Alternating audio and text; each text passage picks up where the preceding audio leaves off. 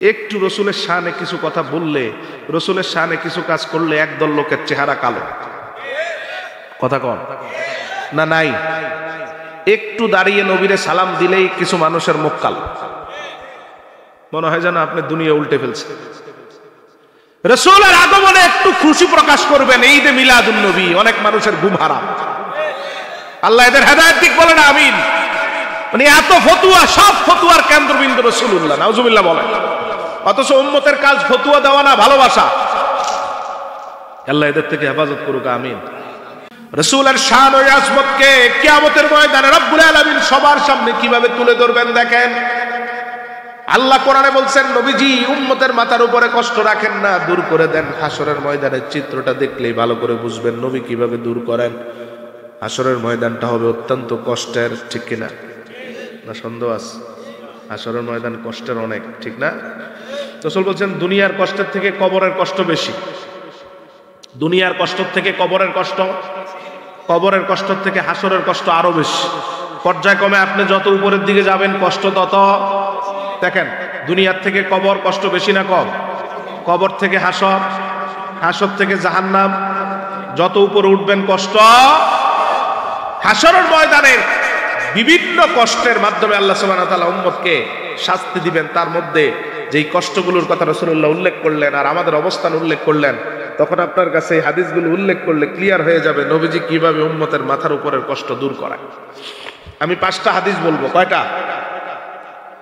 হাসরের ময়দানটা এত ভয়াবহ ময়দান, যে ময়দানে কারো পায়ে কোনো জুতা থাকবে, কারো গায়ে কোনো জামা, বিবস্ত্র নগ্ন পদ, সবাই দাঁড়িয়ে থাকবে, কেউ কারো দিকে তাকানোর কোনো সাহস করবে? প্রথম হাদিসের দিকে খেয়াল করেন কিভাবে নবীজি কষ্ট দূর করেন।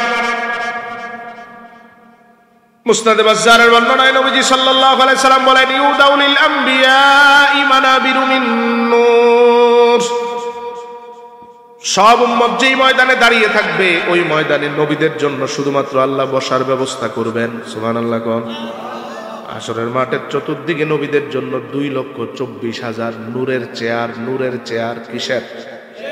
নূরের চেয়ার সাজায় দিবেন আল্লাহ। প্রত্যেক নবীর নাম খোদাই করা থাকবে। এটা আদমের, এটা ইব্রাহিম, মূসা, ঈসা, ইসহাক, ইউসুফ, এভাবে প্রত্যেক নবীর নাম লেখা। রাসূলুল্লাহর হাদিস শোনেন, রাসূল বলেন, ইয়াজলিসুনা আলাইহা। সব নবী তাদের নাম দেখে দেখে গিয়ে বসে যাবে। সব নবী বসার পরে দেখা যাবে শুধু একটা চেয়ার খালি, আমার, আমি বসবো না। সুবহানাল্লাহ। একটু খেয়াল করেন সামনে হাদিসের দিকে, বুঝবেন নবীজি বলেন সব নবী চেয়ারে বসে গেল, কোনো কথা চিন্তা করে নাই আমি আমার চেয়ারে বসবো না। অথচ আমার চেয়ারটা সবার চেয়ে বড় চেয়ার, আমার চেয়ারটা সবচেয়ে বড় শানদার চেয়ার। সব নবীর মাথার উপরে রাখবেন আল্লাহ আমার চেয়ার। আল্লাহু আকবার। এটা মুসলিমের হাদিস, সহিহ মুসলিম। রাসূল বলেন, রাসূলুল্লাহ এক হাদিসে 5টা নাম নিজের বলছেন, আনা আহমদ, ওয়ানা মুহাম্মদ, ওয়ানাল হাশের, ওয়ানাল আকিব, ওয়ানাল মাহি। আল্লাহ আমার এই 5টা নামে ডাকছেন।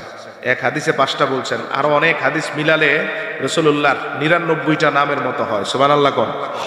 সবগুলো নাম দিবেন কে? মুসলিমের এই হাদিসে রাসূলুল্লাহ বলেন 5টা নামে রব্বুল আলামিন আমারে ডাকলেন। আনা আহমদ, প্রথম যেই নামে আল্লাহ আমারে ডাকলেন, আমারে আল্লাহ বললেন আহমদ, অর্থ অধিক প্রশংসাকারী। অর্থ কি? অধিক প্রশংসা। কেন? কারণ আল্লাহ বলেন, হাবিব আপনি একা আমার যত প্রশংসা করছেন, দুনিয়ার আর কেউ যদি আমার কোনো প্রশংসা না করে আমার কষ্ট নাই, কারণ আপনি একাই সবার হক আদায় করে দিচ্ছেন। এজন্য আমি আল্লাহ আপনার নাম দিলাম আহমদ, অধিক প্রশংসাকারী। সুবহানাল্লাহ কও। তো আপনি যেহেতু আমার প্রশংসা বেশি করছেন, এজন্য আমিও দুনিয়ার অধিকাংশ মানুষের অন্তরে আপনার ভালোবাসাকে রেখে দিব। আপনি প্রশংসাকারী করে হয়েছেন আহমদ, মানুষের অন্তরে আপনার ভালোবাসা জমিয়ে প্রশংসিত করে আমি আপনার নাম দিলাম মুহাম্মদ। আহমদ প্রশংসা করার কারণে, আর মানুষ প্রশংসা করবে আপনার, এজন্য আপনার নাম মুহাম্মদ, প্রশংসিত আপনি। সুবহানাল্লাহ কোন? 3 নাম্বার নবীজি বলেন, আনা হাশর, আমি হলাম হাশর। হাসরে সবাইকে আমি একত্রিত করব। হাসর করাবেন কে? নবীজিকে আমি একত্রিত করব। হাসর করাবেন আল্লাহ, নবীকে আমি একত্রিত করব। কেন? খেয়াল করেন কোথায় আমার হাবিবের শান, কোথায় রেখেছেন আল্লাহ হাবিবের শান। আল্লাহ সুবহানাহু ওয়া তাআলা বলেন, হাদিসে রাসূল বলছেন, ইউহশারুন নাসু তাহতা কদামাই। কিভাবে আমি সবাইকে একত্রিত করাবো শোনো। কিয়ামতের ময়দানে আল্লাহ সুবহানাহু ওয়া তাআলা আদম থেকে কিয়ামত পর্যন্ত সবাইকে একত্রিত করবেন আমি নবীর 2 পায়ের নিচে। বুঝেন নাই ভালো করে? সব নবীর মাথার উপরে থাকবে আমার 2 পা মুবারক। সুবহানাল্লাহ কর। হাদিসটা সহিহ মুসলিমের, ইউহশারুন নাসু তাহতা কাদামাই, আমার এই 2 কদমের নিচে থাকবে সব জগৎ, গোটা জগৎ। ইউহশারুন নাস, সব মানুষ, নবীরা থেকে শুরু করে উম্মত সবাই থাকবে আমার আসনের নিচে। কারণ আল্লাহ না বলছেন ওয়ারাফা'না লাকা যিকরাক, দেখায় দিবেন চোখে আঙ্গুল দিয়ে, দেখ আমার হাবিবের শান কত উপরে। আমি আল্লাহ এখন সব নবীর মাথার উপরে রাখলাম শুধু মুহাম্মদ, এর উপরে একবার অধিষ্ঠিত করবেন রাসূলকে মাকামে মাহমুদ। কোথায়? মাকামে মাহমুদ হচ্ছে এমন জায়গায় নবী অধিষ্ঠিত হবেন, একযোগে 2,23,000 নবী আল্লাহর নবীর এই অবস্থান দেখে অটোমেটিক সবাই একসাথে রাসূলের প্রশংসা শুরু করবে। এটার নাম আল্লাহ দিয়েছেন মাকামে মাহমুদের মাকাম। যেই মাকামে আমার রাসূল উঠলে গোটা জগৎ একযোগে নবীর প্রশংসা করে। সুবহানাল্লাহ কর। আল্লাহর হাবিব সাল্লাল্লাহু আলাইহি সাল্লাম বলেন, আল্লাহ আমারে বলবেন এত বড় আসন দেওয়ার পরে কেন বসেন নাই? সব নবীর মাথার উপরে আপনার আসন। রাসূলুল্লাহ সাল্লাল্লাহু আলাইহি সাল্লাম বলেন, আল্লাহরে এবার আমি বলবো রব্বুল আলামিন আমার উম্মতের মাথার উপরে কষ্ট রেখে কিয়ামতের ময়দানে, হাসরের ময়দানে আমি চেয়ারে বসবো না। চিন্তা করে দেখেন, কোন নবী কি উম্মতের কথা চিন্তা করছেন? কথা কয় না। ইয়াজলিসুন আলাইহা, চেয়ার পাইছেন, নাম দেখে বসে গেছেন, কারো কথা চিন্তা করেন? ওই ময়দানে সব নবীর থেকে পার্থক্য আলাদা থাকবেন মুহাম্মাদুর রাসূলুল্লাহ। বড় আসন, সবার আগে বসার সুযোগ থাকার পরেও তিনি না বসে আমাদের কষ্ট কমানোর জন্য আল্লাহর দরবারে আবেদন করবেন। সুবহানাল্লাহ। তিনি সবার থেকে আলাদা, ঠিক কিনা? তিনি কারো মতো, কথা কয় না, তিনি কারো মতো, আরো জোরে বলেন, তিনি কারো মতো। কোন নবীও আমার নবীর মতো নাই, ঠিক কিনা বলেন? সেখানে একদল পথভ্রষ্ট উম্মত মনে করে নবী নাকি তাদের মতো। ফতুয়া দেয় না? ফতুয়া দেয় না? দেয় দেয়। কয় নবী আমাদের মতোই মানুষ। নাউজুবিল্লাহ, তো আসতে গেল। এগুলো ওয়াহাবিজম। ফতুয়া দেয় নবী নাকি তার মতো। নাউজুবিল্লাহ, জোরে কম। আরে ওদের গুরু কিতাব দেখছে, কয় বড় জোর বড় ভাইয়ের মতো। কই নামাজ রাসূলুল্লাহ সাল্লাল্লাহু আলাইহি ওয়াসাল্লামের ব্যাপারে তাদের চিন্তা কি? বেশি থেকে বেশি হইলে বড় ভাইয়ের মতো। এরকম চিন্তা যারা করবে ঈমান তাদের সাথে সাথে চলে যাবে, ঠিক কিনা বলেন? নবী কারো মতো নয়, কেউ নবীর মতো না। আমার নবী শুধু নবীর মতো, ঠিক কিনা বলেন? মাখলুকে যেমন, খালেকের অবস্থান যেমন খালেকের দিক থেকে অনন্য, লাইসা কামিসলিহি শাই, আল্লাহর মতো যেমন কেউ নাই, আল্লাহর পরে সৃষ্টি জগতে আমার রাসূলের মতো কেউ নাই।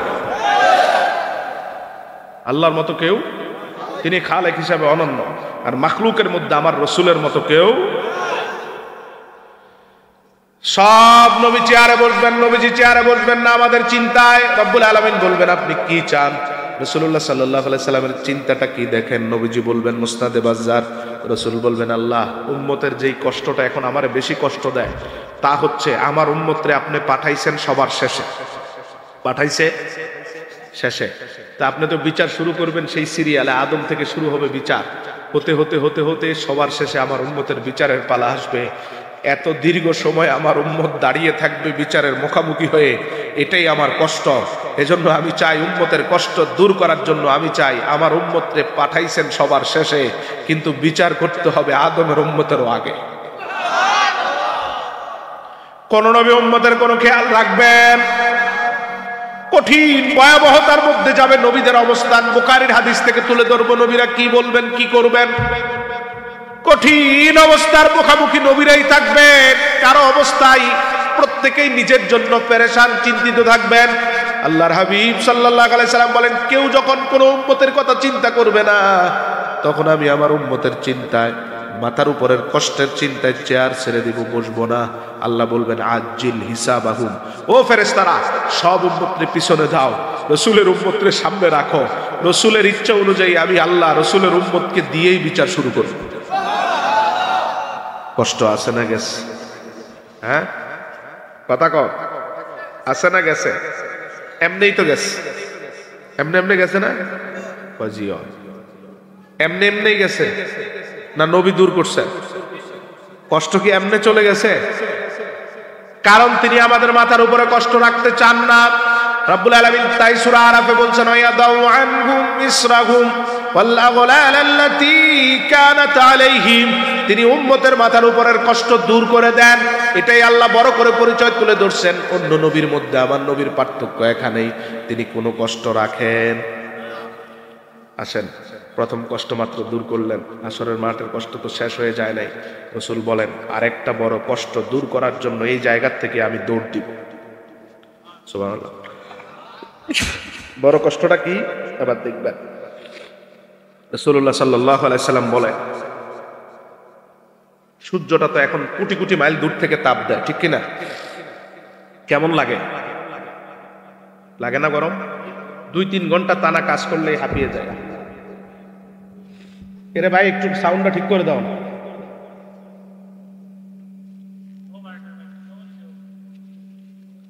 2-3 ঘন্টা কাজ করলে হাঁপিয়ে যায়, ঠিক কিনা?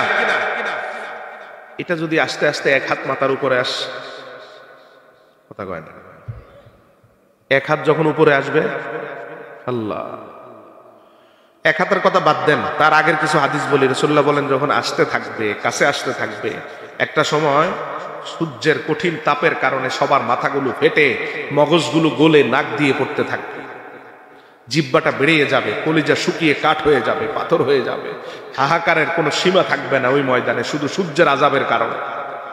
আল্লাহর হাবিব সাল্লাল্লাহু আলাইহি সাল্লাম বলেন, আমি তো আমার উম্মতের মাথার উপরে কোনো কষ্ট রাখি না, রাখতে দেই না, রাখতে পারি না। এজন্য আমি নবী ওই ময়দানে সূর্যের তাপ থেকে আমার উম্মতকে রক্ষা করার জন্য দৌড় দিয়ে চলে যাব হাউজে কাউসারে। কোথায় যাবেন? এটা কি হাউজে কাউসারটা? কি একটু কোন? পানির হাউস। কিসের হাউস? রাসূলুল্লাহ সাল্লাল্লাহু আলাইহি ওয়াসাল্লাম বেশ কিছু বর্ণনা দিয়েছেন এটার ব্যাপারে, বুখারী থেকে কয়েকটা শোনায়। রাসূলুল্লাহ বলেন, মিনাল আদনি ইলাল আইলা, আমার হাউজের দৈর্ঘ্য নিয়ে, প্রশস্ততা নিয়ে নবীজি বলছেন, আমার হাউজের একটা প্রান্ত থাকবে ইয়েমেনের শেষ প্রান্তে, আরেকটা মাথা থাকবে সিরিয়ার শেষ মাথা। বুঝে বলছেন না না বুঝে বলছেন? সুবহানাল্লাহ। হ্যাঁ, আমি মানচিত্র দিয়ে দেখাই, বুঝবেন। ইয়েমেনের সাথে দেশের নাম কি? হ্যাঁ, ইয়েমেনের সাথে মানচিত্র কোন দেশ কোন তো? হ্যাঁ, না না, সিরিয়া না। একজন কোন? একজন। ইরান না, হয় নাই। হ্যাঁ, হয় নাই, না হয় নাই, আরে হয় নাই। সৌদি আরব। হ্যাঁ, মানচিত্র দেখবেন। ইয়েমেনের পাশে এই মাথা থেকে আমি যাই, দেখেন, ইয়েমেন, সৌদি আরব, ইরাকের কিছু অংশ এসে এখানে লাগছে, লেবানন, জর্ডান, ফিলিস্তিন, সিরিয়া, তারপর তুরস্ক। সিরিয়ার সীমান্তে রাসূল বুঝালেন, দেখো এক প্রান্ত ইয়েমেনে, আরেক প্রান্ত সিরিয়ার শেষ মাথায়, মানে আমার হাউজে কাউসার হবে কয়েক দেশ মহাদেশ থেকেও বড়। সাহাবায়ে কেরাম জিজ্ঞেস করেন, ইয়া রাসূলুল্লাহ, এত বড় হাউজের পানিগুলো কোত্থেকে আসবে? বুখারীর বর্ণনায় নবীজি বলেন, 2টা নালা সরাসরি জান্নাত থেকে আল্লাহ ফেলবেন হাউজে, 2টা নালা, ওই নালাগুলো দিয়ে অনবরত জান্নাতের পানি পড়তে থাকবে হাউজে কাউসারে। তাহলে বলেন, হাউজের পানি মূলত কিসের পানি? কথা কয় না। হাউজের পানি মূলত কিসের পানি? একটা সময় শুকায় যাবে না, অনবরত পড়লে শুকানোর সুযোগ আছে। হাউজের পানি জান্নাতের 2টা, একটা স্বর্ণের নালা আর একটা রূপার নালা। নালা বুঝছেন নি? পাইপ, বড় পাইপ, স্বর্ণের একটা, রূপার একটা, এটা দিয়ে অনবরত পড়বে হাউজে কাউসারে। এক সাহাবী জিজ্ঞেস করেন, ইয়া রাসূলুল্লাহ, এই হাউজে কাউসার এত বড়, আপনারা গ্লাস দিবেন কয়টা আল্লাহ? মানে হাউজের গ্লাস কয়টা থাকবে? এটাও বুখারীতে নবীজি বলছেন, আমার হাউজের গ্লাস হবে আসমানের তারার থেকেও বেশি। চিন্তা আছে? সাহাবায়ে কেরাম বলেন, ইয়া রাসূলুল্লাহ, কারে কিভাবে দিবেন? কারে আগে দেওয়া শুরু করবেন আর কাকে দিয়ে শেষ করবেন হাউজের পানি? 40টার অধিক হাদিস বন্টন নীতি নিয়ে নবীজি সর্বশেষ বলেন, আমার আদনা উম্মত যেগুলো যাররা পরিমাণ ঈমান নিয়েও আমার কাছে আসবে, আমি নবী তাদেরকে নিজের হাতে পানি দিব। সাহাবায়ে কেরাম বলেন, ইয়া রাসূলুল্লাহ, হাউজের এই পানির মাধ্যমে কিভাবে কষ্ট দূর করায় দিবেন? রাসূল বলেন, লা ইয়াসমাউ বাদাহু আবাদা, বুখারীর বর্ণনা, আল্লাহর হাবিব বলেন, আমি যখন আমার উম্মতকে পানিগুলো দেওয়া শুরু করব, উম্মত পান করবে। পান করার পরে আমার উম্মতের চিত্রটা কেমন হবে শুনে নাও। 50,000 বছরের কিয়ামতের ময়দানে আমার উম্মতের আর কোনো পানির পিপাসা নাই। সূর্যটা কই? আরে এখনো তো মাথার উপরে। সূর্য কই? হ্যাঁ, উত্তরটা স্বাভাবিকভাবে দেন। এখনো তো মাথার উপরেই সূর্য, না মাথার নিচে? সূর্য ওই সময় থাকবে কই? 1 হাত বা 1 বিঘা মাথার উপর। বুঝাই বলতে হবে তো। 1 হাত মাথার উপরে সূর্য, অথচ রসুল কয় পিপাসা নাই। বুখারীর হাদিস। কেন? কারণ রসুল হাউজের পানিটারে এত বেশি আল্লাহর দরবার থেকে শক্তিশালী করে আনবেন। আল্লাহ এত বেশি রহমত রসুলের কারণে হাউজে কাউসারের পানিতে দিবেন। 1 হাত কেন, এই সূর্যটা উম্মতের মাথার উপরে লাগলেও আর তাপ দিতে পারবে না। কষ্ট আছে না নাই? আছে, কষ্ট আছে। এমনিই গেছে, এমনিই গেছে। অথচ অন্য উম্মতের অবস্থা দেখেন, বুখারীর হাদিস থেকে তুলে ধরছি। এই সূর্যটাই অন্য উম্মতের অবস্থা কি করবে? সহিহ বুখারী 2.5 পৃষ্ঠাব্যাপী 3 বর্ণনার হাদিস। একদল উম্মত আদম আলাইহিস সালামের কাছে যাবে, গিয়ে আদমকে বলবে, আপনি আমাদের সবার পিতা, একটু আল্লাহরে বলেন সূর্যটা যাতে একটু দূরে সরায়া দেয়। আর সহ্য হয় না, দূরে সরায়া দেখ। আদমের জবাব দেখেন, আদম বলবেন, ইন্না রাব্বিকা গাদিবা লিয়াউমা গাদাবান শাদীদা লাম ইয়াগদাব মিসলাহু ক্বাবলাহু ওয়া লা ইয়াগদাবা মিসলাহু বাদা। আল্লাহর এমন রাগ আমি আদম আগেও দেখি নাই, পরেও দেখবো না। অতএব আল্লাহর সাথে কথা বলার শক্তি আমি আদমের নাই। কথা বলা দূরে থাক, আমি আল্লাহর দিকে তাকাইতেও সাহস করতে পারবো না। এই কথা বলে নিচের দিকে চাইবেন। কোন দিকে? সবাই কোন দিকে?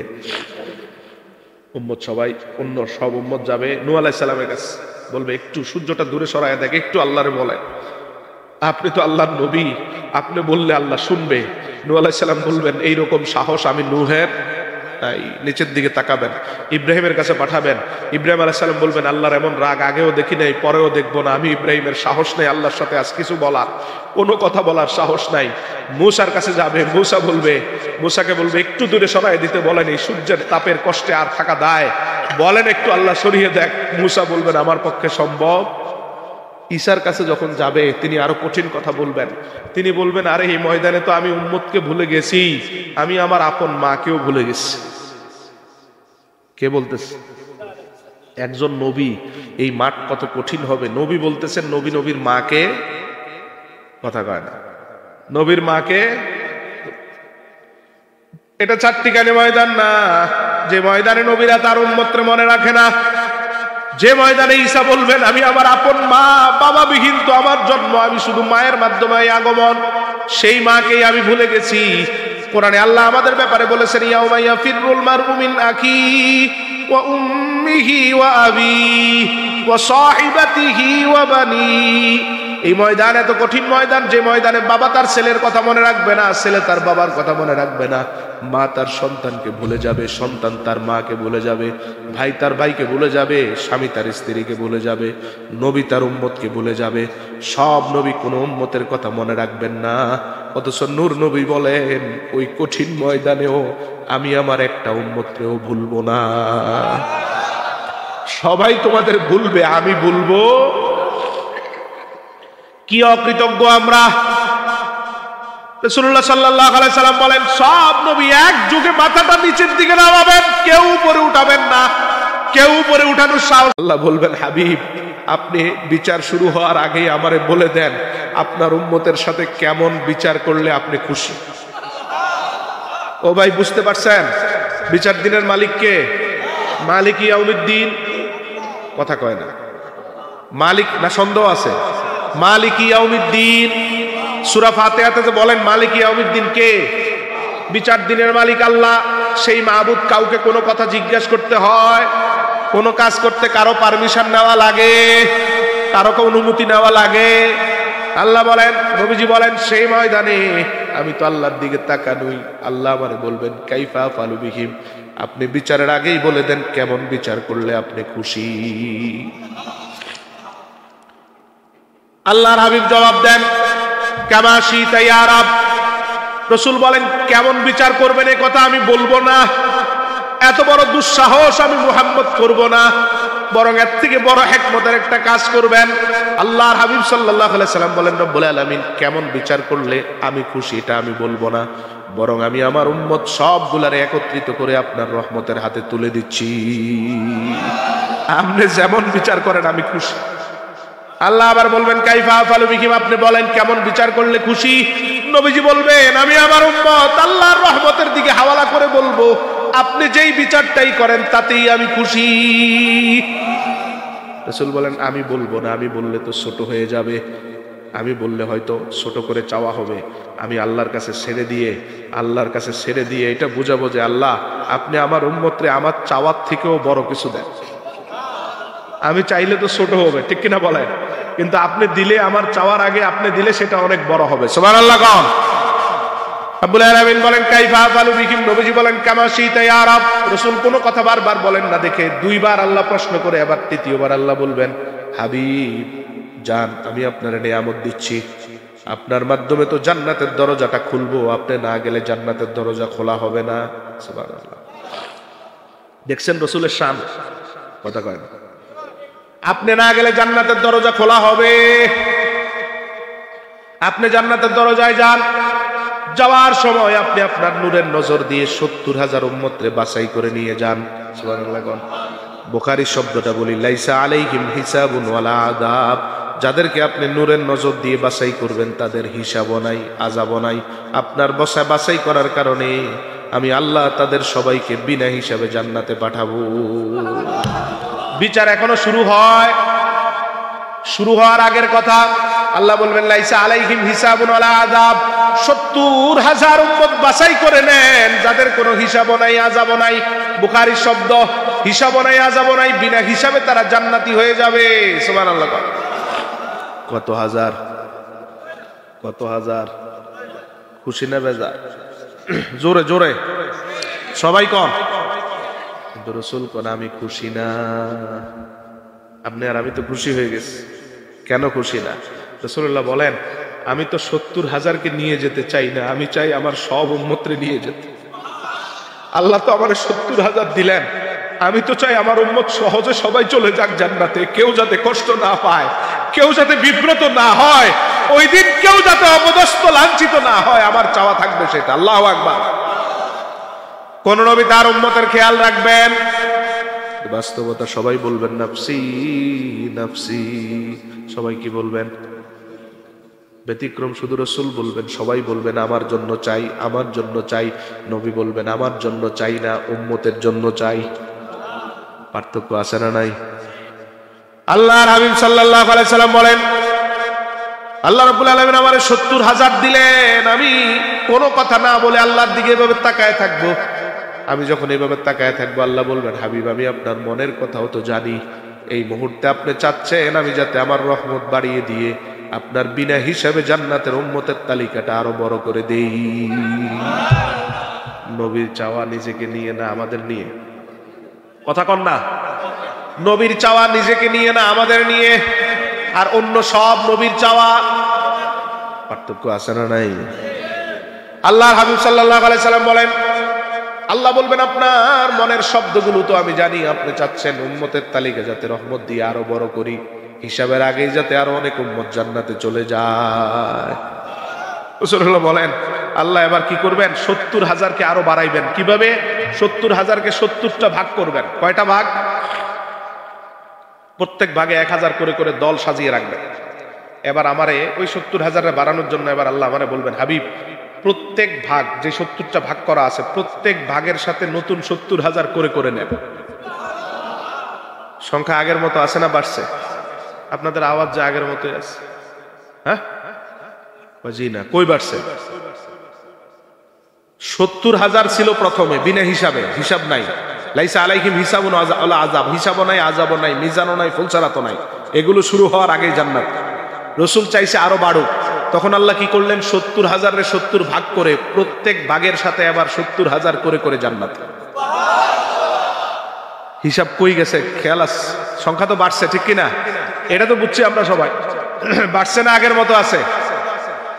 রাসূলুল্লাহ সাল্লাল্লাহু আলাইহি সাল্লাম বলেন, আমি মনে মনে ভাবতে থাকবো, যেই মাবুদ আমি না চাইতে আমারে এত বড় বাড়ায়া দিচ্ছেন, ওই মাহবুদের কাছে আমি চাইলে তো আরো বেশি দিবে। আমি তো চাই নাই, না চাইতেই যিনি এত দেন, চাইলে তো তিনি আরো বেশি দিবেন। একটা শব্দ নবীজি বলবেন, বুখারী মুসলিমের শর্তে হাদিসটা সহিহ।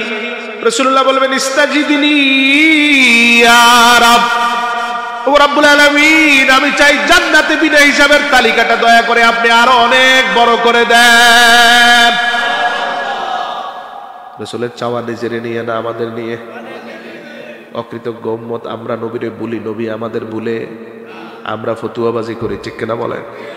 আমরা ফতুয়াবাজি করি, নবী আমাদের ভুলেন। আল্লাহ মুফতিদের হেদায়েত দিক, বলে না আমি।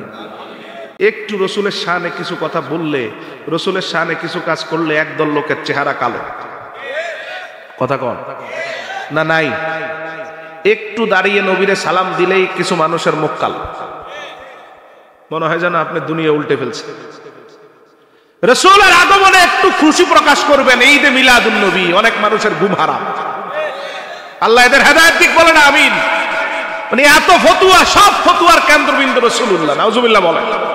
অথচ উম্মতের কাজ ফতুয়া দেওয়া না, ভালোবাসা।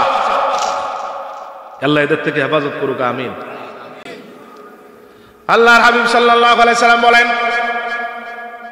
সংখ্যা এবার রব্বুল আলামিন আমি বলবো আরো বাড়ায়া দেন। আল্লাহ এবার কি করবেন দেখেন, আমি চাওয়ার কারণে আল্লাহ খুশি হয়ে এবার আর 1000 দিয়ে দিয়ে দল করবেন না, এক একজন করে আলাদা করবেন। সুবহানাল্লাহ। ওই সংখ্যা মনে আছে তো? 70,000 প্রথমে ছিল, এরপরে আরো বাড়াইছেন না? ওই বাড়ানো প্রত্যেককে এক এক করে আলাদা করবেন। আলাদা করে এবার আল্লাহ বলবেন, হাবিব এবার প্রতি একজনের সাথে নতুন 70,000 করে করে নেন। আরো আওয়াজ বের হয় না আপনাদের? কি খেলাটা চলতেছে বুঝতেছেন? লাইসা আলাইহিম হিসাবুন ওয়ালা আযাব। যাদেরকে এই ধাক্কায় নিচ্ছেন এদের কোনো হিসাবও নাই, আযাবও নাই, মিজানও নাই, ফুলসারাতও নাই। সুবহানাল্লাহ। আল্লাহর হাবিব সাল্লাল্লাহু আলাইহি সাল্লাম বলেন, হিসাব শুরু হওয়ার আগেই আমার চাওয়ার কারণে, বারবার এভাবে চাওয়ার কারণে আমার 3 ভাগের 1 ভাগ উম্মত জান্নাতি। বাকি আর কয় ভাগ? বাকি আর কয় ভাগ? অথচ কোন নবী উম্মত নিয়ে একটা কথাও বলবেন? সবাই তো নাফসি নাফসি বলবেন, ঠিক কিনা? আল্লাহর হাবিব সাল্লাল্লাহু আলাইহি সাল্লাম বলেন, 2 ভাগের কাউরে তো আমি ভুলবো না, সবাইকে তো আমি স্মরণে রাখবো। সুবহানাল্লাহ। কম একজনকেও ভুলবেন না। কি প্রশান্তির কথাটা! তার মানে আপনি নিজে নিজে যদি চিন্তা করেন, উত্তর আসবে, আমার মতো নাখান্দা গোলাম রেও আমার নবী ভুলবে না, আমার মতো গুনাহগার কেউ রাসূলুল্লাহ ভুলবে না, আমার মতো বেয়াদব কেউ নবী ভুলবে না, ঠিক কিনা গণ? রাসূল বলেন একজনকেও ভুলবো না। ওই দিকের খেয়াল আছে কিনা হাদিসটা দেখেন। রব্বুল আলামিন বলবেন, আয়াত আয়াত আল্লাহ রব্বুল আলামিন বলবেন, প্রথম হাদিসে বলছি, আল্লাহ বলবেন, হাবিব আপনি আমারে বলেন, কারণ আমি ওয়াদা করছি, ওয়ালা সাউফা ইউতিকা রাব্বুকা ফাতারদা। সূরা দোহাতে আমার ওয়াদা আছে, হাসরের মাঠে আমি আপনার খুশি হওয়া পর্যন্ত আপনাকে দেওয়া বন্ধ করব না। আলেমরা বুঝবেন ফাতারদা, ওয়ালা সাউফা ইউতিকা, আমি আপনাকে দিতেই থাকবো, দিতেই থাকবো, দিতেই থাকবো, যতক্ষণ আপনি খুশি না হবেন আমার দেওয়া বন্ধ হবে। আর এদিকে রাসূল বলেন, একটা উম্মত জাহান্নামে থাকা পর্যন্ত আমিও খুশি হব না। আল্লাহ কয় আপনি খুশি না হওয়া পর্যন্ত আমার দেওয়া বন্ধ নাই। নবীগণ শেষ উম্মতটারে জাহান্নাম থেকে বের করা পর্যন্ত আমিও খুশি হব না। তার মানে সর্বশেষ উম্মতটারে নবীজি খেয়ালে রাখবেন, কাউকেই ভুলবেন না। নবী ভুলে না, উম্মত অকৃতজ্ঞ ভুলে যায়, ঠিক কিনা বলেন? রাসূল উম্মতকে ভুলে না, উম্মত অকৃতজ্ঞ শয়তানের ফতুয়ার ফাঁদে পড়ে নবীকে হারিয়ে ফেলে। আল্লাহ আমাদেরকে এমন ফাঁদ থেকে রক্ষা করুক, আমিন। আল্লাহর হাবিব সাল্লাল্লাহু আলাইহি সাল্লাম বলেন, নবীজি বলেন 3 ভাগের 1 ভাগ জান্নাতি, বাকি 2 ভাগ এদেরকেও ভুলবো না। আর 2টা হাদিস কিভাবে নাজাত দেয় দেখেন। কষ্ট হয়ে যাবে বেশি? আর আরে আমাদেরকে তো নাজাত দিবেন, কেমনে দিবেন জানার দরকার আছে না? তখন রাসূলুল্লাহর প্রতি আপনার ভালোবাসাটা এমনিই বেড়ে যাবে। তিনি কি করছেন আর আমি কি করব, ঠিক না? ঠিক আমার কাজ কি ফতুয়া দেওয়া না ভালোবাসা? তখন ভালো করে বুঝতে পারবো আমরা। বাকি আর কয় ভাগ? 2টা হাদিসের মাধ্যমে দেখেন নাজাতের নিশ্চয়তা নবীজি কিভাবে দেন। তিরমিজি 3495 নম্বর হাদিস। আল্লাহর হাবিব সাল্লাল্লাহু আলাইহি সাল্লামের কাছে আনাস ইবনে মালিক এসে বলেন, ইয়া রাসূলুল্লাহ, সাআলতুন নবী সাল্লাল্লাহু আলাইহি ওয়াসাল্লাম আইয়াশফা আলী ইয়াউমাল কিয়ামাহ। আনাস এসে নবীর কাছে বলেন, ইয়া রাসূলুল্লাহ, কিয়ামতের ময়দানে আমি আনাস যখন আটকা পড়ে যাব তখন আমি চাই আপনি সুপারিশ করে আমারে উদ্ধার করবে। আনাস চাইতেছে কার কাছে? সবাই কম, সবাই বলতে হবে, একটা আকীদা আছে এখানে। আনাস চাইতেছে কার কাছে? আবার বলি, সাআলতুন নাবিয়্যা, আল্লাহর হাবিব সাল্লাল্লাহু আলাইহি সাল্লামকে আনাস ইবনে মালিক বলেন, ইয়া রাসূলুল্লাহ, কিয়ামতের ময়দানে, হাশরের ময়দানে আমি আটকা পড়া গেলে আপনি আমারে সুপারিশ করবেন। নবী বলেন, আনা ফাইল, অবশ্যই করব। আনাস বলেন, কোথায় পাবো আপনারে? রাসূল বলেন, ফাতলুবনি ইনদাস সিরাত, হাশরের সবচেয়ে কঠিন জায়গার নাম ফুলসিরাত। কি নাম? এটা কি? হ্যাঁ, ফুলসিরাতটা কি? ব্রিজ।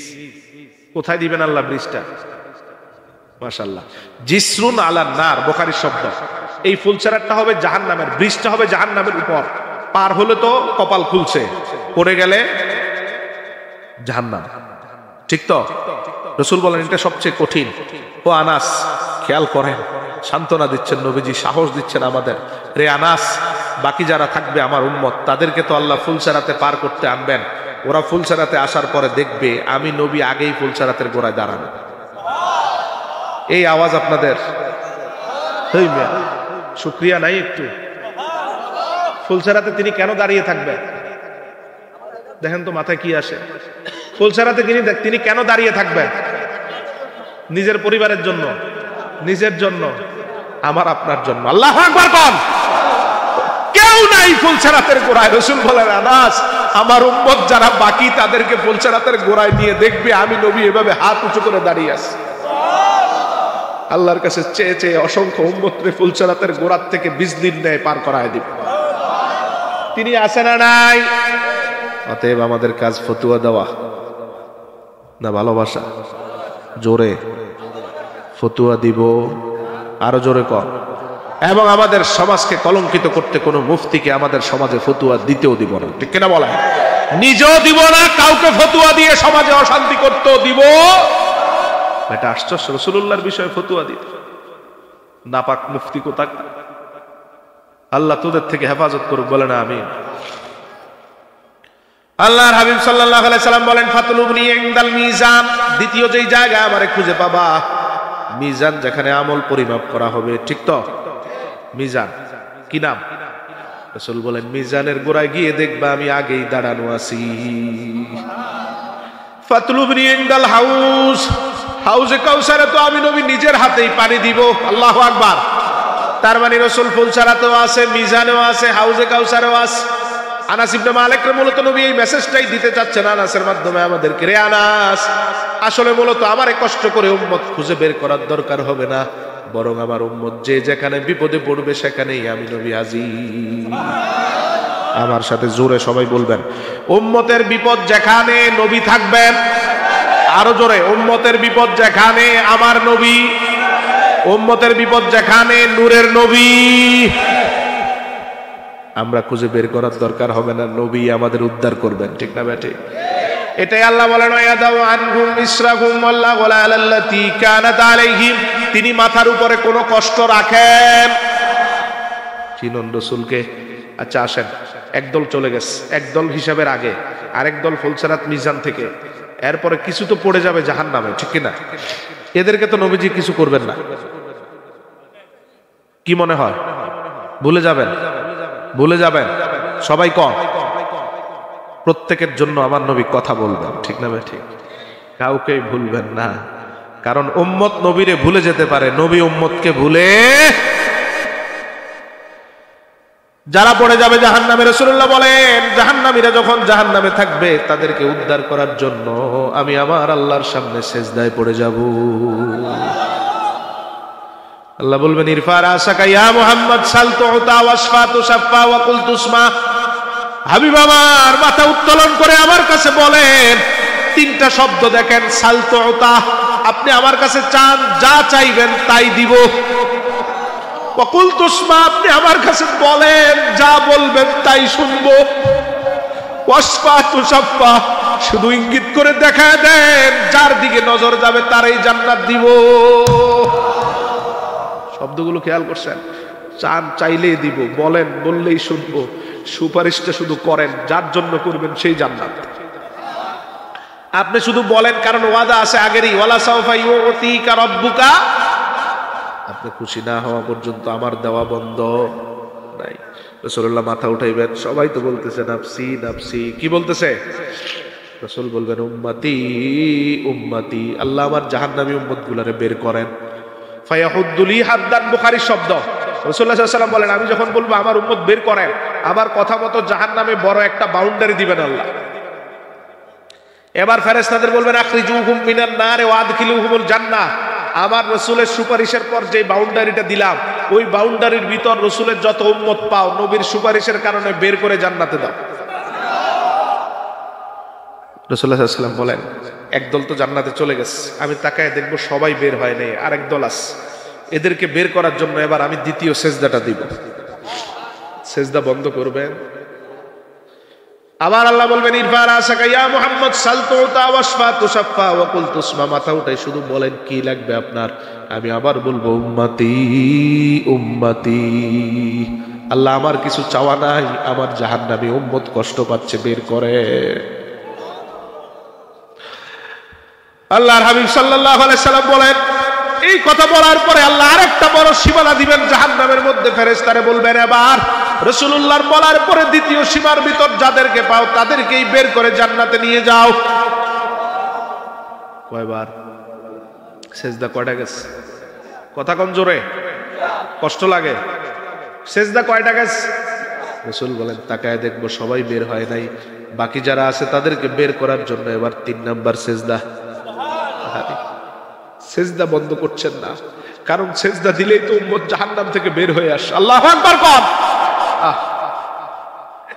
দেখেন একবার দৌড় দেয়, একবার তাকায় কান্না করে, আর একবার হাউজে কাউসারের কাছে যান, উম্মতের ফুলসরাতের কাছে যান, মিজানের কাছে যান, হাউজে কাউসারের কাছে আসেন, আবার আল্লাহর সামনে সেজদা দেন, সারাটা ময়দান ঘুরে বেড়াচ্ছেন শুধু উম্মতরে জান্নাতি করার জন্য।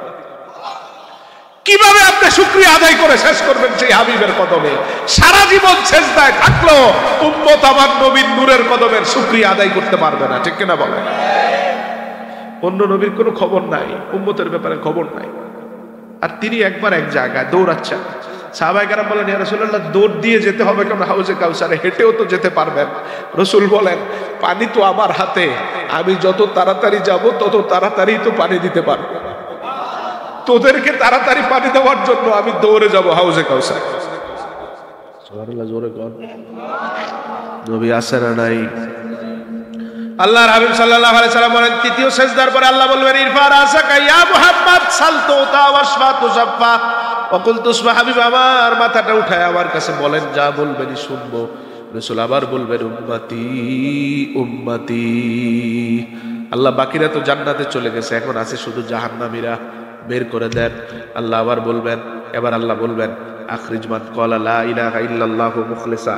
ও হাবিব কয়বার এভাবে মাথা নামাবেন আর উঠাবেন, আর যাতে আপনার সেজদা দিতে না হয় জীবনে একবার, খেয়াল করে শোনেন, আখরিজ মান ক্বালা লা ইলাহা ইল্লাল্লাহু মুখলিসা, জীবনে একবারও যারা লা ইলাহা ইল্লাল্লাহ মন থেকে বলছে তাদের সবাইরে বের করে নেন। আল্লাহর হাবিব বলেন এক ঝটকায় সুযোগ পেয়ে সবাইকে বের করে তাকাবো, তাকানোর পরে দেখবো আমার আর একটা উম্মত জাহান্নামে নাই। নিজের আমলে এ ভাই বের হচ্ছে, নিজের আমলে, নিজের যোগ্যতা না নবীর রহমতে? জোরে বলেন, উম্মত জান্নাতে যাবে নিজের আমলে না নবীর রহমতে? আল্লাহ বুঝার তৌফিক দান করুক, আমিন। আল্লাহর হাবিব সাল্লাল্লাহু আলাইহি সাল্লাম বলেন এতক্ষণ আমি জান্নাতের কাছে যাই নাই, দরজার কাছে যাই নাই, কারণ উম্মতকে নাজাত দেওয়ার জন্য আল্লাহর সামনে সিজদায় ব্যস্ত। সব যখন নাজাত পেয়ে গেল আমি দরজার কাছে গিয়ে দেখি সবাই দাঁড়িয়ে আছে, দরজাটা বন্ধ, কেউ ঢুকতে পারে না। আদম আলাইহিস সালাম এসে বলেছিল আনা আদম সফিউল্লাহ, আমি আদম আসছি, খোলো। ফেরেশতাকে খোলার অনুমতি নাই, মুসলিমের হাদিস। আদম বলেন খোলো, ফেরেশতাকে খোলার অনুমতি নাই। ইব্রাহিম বলেন আমি খলিলুল্লাহ আসছি, খোলো, ফেরেশতাকে খোলার অনুমতি নাই। মুসা বলেন আনা মুসা কালিমুল্লাহ, খোলো, ফেরেশতাকে খোলার অনুমতি নাই। ঈসা বলেন আনা ঈসা রূহুল্লাহ, খোলো, আমি ঈসা, ফেরেশতাকে খোলার অনুমতি। যে আসে তাকেই তাড়িয়ে দেন। রাসূল বলেন আমি গিয়ে নক করব, কথা বলবো না, নক করব। আমারে জিজ্ঞেস করবে মান আনতা, কে আপনি? সহিহ মুসলিমের বর্ণনা। আমি বলবো আনা মুহাম্মাদুর রাসূলুল্লাহ সাল্লাল্লাহু আলাইহি সাল্লাম। হাদিস সাক্ষী, রসুল যখন বলবেন মুহাম্মাদুর রাসূলুল্লাহ, ঠাস করে দরজাটা খুলে দেওয়া হবে। ফেরেশতা বলবে, খাজেন যে দায়িত্ব থাকবে সে বলবে, আল্লাহ আমারে আগেই বলে দিছেন মুহাম্মদ ছাড়া কারো জন্য যাতে জান্নাতের দরজা খোলা না হয়। রসুল বলেন, আমি আসার পরে দরজাটা খোলা হবে আর আমি আমার উম্মত নিয়ে চলে যাব জান্নাতে। বলেন আলহামদুলিল্লাহ। তিনি উম্মতের মাথার উপরে কষ্ট রাখেন। এজন্য আমাদের কাজ ফতুয়াবাজি করা না, ভালোবাসা। ফতুয়া দিব না, কাউকে দিতে দিব। জোরে বলেন। আল্লাহর হাবিবের শানের পক্ষে থাকতে যদি শরীরের রক্ত ঝরে, আজই আসি না নাই কোনো ভয়, তবুও নাপাক এবং ফিতনাবাজ মুফতি থেকে সমাজকে উদ্ধার করব, ঠিক না বা ঠিক? আস্তাগফিরুল্লাহ রাব্বি মিন কুল্লি যামবি ওয়া আতুবু ইলাইহি লা হাওলা ওয়ালা কুওয়াতা ইল্লা বিল্লাহিল আলিয়্যিল আযীম।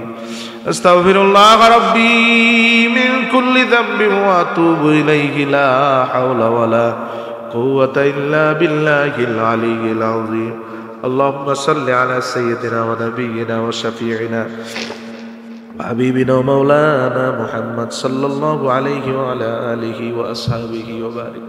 এই সর্দি নিয়ে আমি মনে করছি আরো কম কথা শুনবো, কিন্তু আপনাদের আগ্রহ দেখে শেষ পর্যন্ত গেলাম। আল্লাহ যাতে আমাদের এই কথাগুলো কবুল করে, আমিন। আর কিচ্ছু চাই না, আমিন বলবেন। আর কিচ্ছু চাই না। আল্লাহ বিনা হিসাবে 3 ভাগের 1 ভাগ যারা জান্নাতে যাবে, হিসাব যাদের হবে না, আমাদের মতো গুনাহগারদেরকে তুমি কবুল করে নিও, আমিন বলেন। যাদের কোনো হিসাব নাই, রসুলের নূরের নজরে জান্নাতি হবে, আমাদের কোনো যোগ্যতা নাই ধারে কাছে যাওয়ার, তোমার রহমতে এবং তোমার হাবিবের কদমের উসিলায় আমাদেরকে প্রথম কাতারে জায়গা দিও, আমিন। আল্লাহুম্মা আমিন। ربنا ظلمنا أنفسنا وإن لم تغفر لنا وترحمنا لنكونن من الخاسرين ربنا آتنا في الدنيا حسنة وفي الآخرة حسنة وقنا عذاب النار رب ارحمهما كما ربياني صغيرا رب العالمين برب আব্দুল কাদের জিলানী রাহমাতুল্লাহি আলাইহি, আল্লামা সাহিব কিবলা রাহমাতুল্লাহি আলাইহি সহ সমস্ত ওলি বুজুর্গানে কেরাম এলাকার মুর্দেগানের ইসালে সওয়াব এবং দারাজাত রফাতের জন্য আজকের এই প্রোগ্রামকে তুমি কবুল করে নাও। আমাদের প্রত্যেকের হাজিরার উসিলায় জীবনের গুনাহগুলো মাফ করে দাও। আল্লাহ আমাদের প্রত্যেকের আমল নামা একটা করে কবুল হজের সওয়াব দিয়ে দাও। দয়া করে 1000 করে তাহাজ্জুদ নামাজের সওয়াব দাও। মাথার উপরের বিপদ মুসিবত দূর করে দাও। আমাদের মা বাবার কবরের আযাব কিয়ামত পর্যন্ত বন্ধ করে দাও। আমাদের আত্মীয় স্বজন যে যেখানে আছে ক্ষমা করে দাও। দেশ বিদেশ থেকে যারা যেভাবে সহযোগিতা করে 23তম আয়োজনে অংশগ্রহণ করলো, তাদের সবাইকে বরকতের জিন্দেগি নসিব করো আল্লাহ। সেই প্রথম থেকে আজকের 23তম আয়োজন পর্যন্ত কত তোমার মায়ার বান্দা এই মাহফিলের আয়োজন করে আজকে কবরে আছে, তাদেরকে মাফ করে দাও আল্লাহ। এখন যারা আছেন হয়তো আগামীতে অনেকেই থাকবে না, তাদের সবাইকে অগ্রিম ক্ষমা করো আল্লাহ। আমাদেরকে তোমার মায়ার জিন্দেগি নসিব করো। নূর নবীর ভালোবাসা দিয়ে আমাদের সিনাগুলো পরিপূর্ণ করে দাও। সকল ভ্রষ্টতা থেকে, ফতুয়া থেকে আমাদের হেফাজত করো। এমন ভালোবাসা রাসূলের কদমে দেওয়ার তৌফিক দাও যাতে রাসূলের নূরের নজরে থাকতে পারি গো আল্লাহ। এলাকার প্রত্যেকটা ইমানদারকে তুমি কবুল করো। মুরব্বীদেরকে তুমি হায়াতে বরকত দান করো। প্রবাসীদেরকে সালামতের জিন্দেগি দাও আল্লাহ। যারা শিক্ষিত বেকার, চাকরির ব্যবস্থা করে দাও।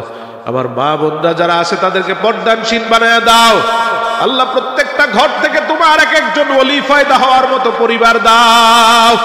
আমাদের সন্তানগুলার নেক সন্তান বানায় দাও। এমন সন্তান বানাও যেই সন্তান কবরের সামনে দাঁড়ালে রহমতের কারণে আযাব বন্ধ হয়। এমন সন্তান বানাও যেই সন্তানের কারণে কিয়ামতের ময়দানে আমাদের মুখ উজ্জ্বল হয়। সুবহান রাব্বিকা রব্বিল ইজ্জাতি আম্মা ইয়াসিফুন ওয়া সালামুন আলাল মুরসালিন والحمد لله رب العالمين واجعل آخر كلامنا عند الموت لا إله إلا الله محمد رسول